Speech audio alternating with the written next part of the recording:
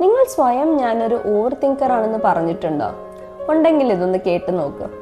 Hi, I am Rajeena, counselling psychologist. എൻ്റെ ക്ലയൻസിൽ പലരും മിക്കപ്പോഴും പറയുന്ന ഒരു കാര്യമാണ്, ഞാൻ ഇങ്ങനെയാണ്, ഞാൻ എല്ലാം ഓവർ തിങ്ക് ചെയ്യുമെന്നുള്ളത്. നിങ്ങളും അങ്ങനെ പറയാറുണ്ടോ? ഓവർ തിങ്കിങ് എന്ന് പറയുന്നത് നമ്മുടെ പേഴ്സണാലിറ്റിയോ നമ്മുടെ ക്യാരക്ടറോ അല്ല. ഓവർ തിങ്കിങ് ഉണ്ടാവുന്നത് നമ്മുടെ ബോഡി സേഫ് അല്ല എന്ന് ഫീൽ ചെയ്യുമ്പോഴാണ്. അപ്പം നമ്മുടെ മൈൻഡ് കൂടുതൽ അലേർട്ടായിരിക്കും. ഇതിനെയാണ് നമ്മൾ സർവൈവൽ മോഡ് എന്ന് പറയുന്നത്. ഈ സർവൈവൽ മോഡിൽ നമ്മുടെ മൈൻഡ് എപ്പോഴും എന്തെങ്കിലും ഡേഞ്ചറോ ത്രെട്ടോ ഉണ്ടോ എന്ന് പ്രെഡിക്റ്റ് ചെയ്തുകൊണ്ടേയിരിക്കും. ഈവൻ ദോ അങ്ങനെ ഒരു ഡേഞ്ചറോ റിയൽ ത്രെട്ടോ ഉണ്ടായിരിക്കണമെന്ന് പോലുമില്ല.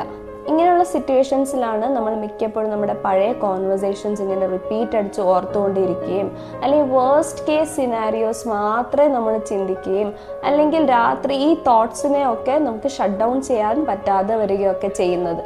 ഇത് ശരിക്കും ഒരു മോശം ഹാബിറ്റ് അല്ല. ഇത് നമ്മുടെ ബ്രെയിൻ നമ്മുടെ സേഫ്റ്റി ഉറപ്പാക്കാൻ വേണ്ടി ചെയ്യുന്ന ഒരു കാര്യമാണ്.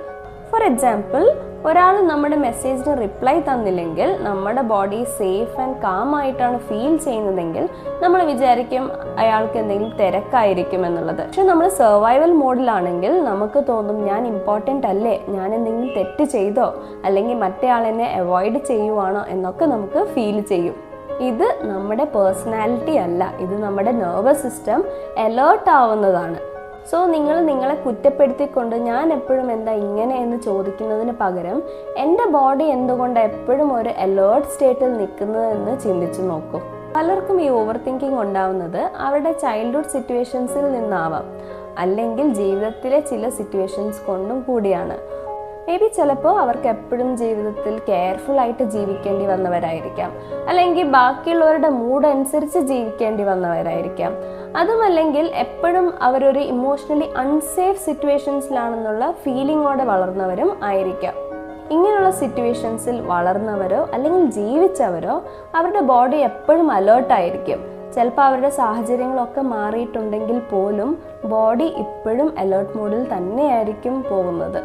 സോ അവരുടെ ബോഡിക്ക് തോന്നും, ഞാൻ റിലാക്സ്ഡ് ആയിട്ടിരുന്നാൽ ഞാൻ അൺസേഫ് ആയിരിക്കും, അതുകൊണ്ട് അവരെപ്പോഴും അലേർട്ടായിട്ട് തന്നെ ഇരിക്കും. നമുക്ക് ഈ ഓവർ തിങ്കിങ് ഉണ്ടാകുമ്പോൾ നമ്മുടെ തോട്ട്സിനെ ഫൈറ്റ് ചെയ്തിട്ടോ സപ്രസ് ചെയ്തിട്ട് ഒരു കാര്യവും ഇല്ല. ആദ്യം നമ്മൾ ചെയ്യേണ്ടത് നമ്മുടെ ബോഡിയെ സേഫ് ആയിട്ട് ഫീൽ ചെയ്യിക്കുക എന്നുള്ളതാണ്. അതിനുവേണ്ടി ബ്രീത്തിങ് എക്സസൈസസ് പോലെ എന്തെങ്കിലും ചെയ്താൽ മതി. അപ്പോൾ നമ്മുടെ ബോഡി കാമായിട്ട് ഫീൽ ചെയ്യുമ്പോൾ നമ്മുടെ മൈൻഡും തോട്ട്സും അതുപോലെ ശാന്തമാവും. നിങ്ങൾ ഓവർ തിങ്ക് ചെയ്യുന്ന ഒരാളാണെങ്കിൽ എപ്പോഴും മനസ്സിലാക്കുക, നിങ്ങൾ വീക്കായത് കൊണ്ടല്ല നിങ്ങൾ ഓവർ തിങ്ക് ചെയ്യുന്നത്, അല്ലെങ്കിൽ അത് നിങ്ങളുടെ തെറ്റുമല്ല. നിങ്ങളുടെ നെർവസ് സിസ്റ്റം നിങ്ങളെ പ്രൊട്ടക്റ്റ് ചെയ്യാൻ വേണ്ടി ചെയ്യുന്ന ഒരു കാര്യമാണ് ഈ ഓവർ തിങ്കിങ് എന്ന് പറയുന്നത്.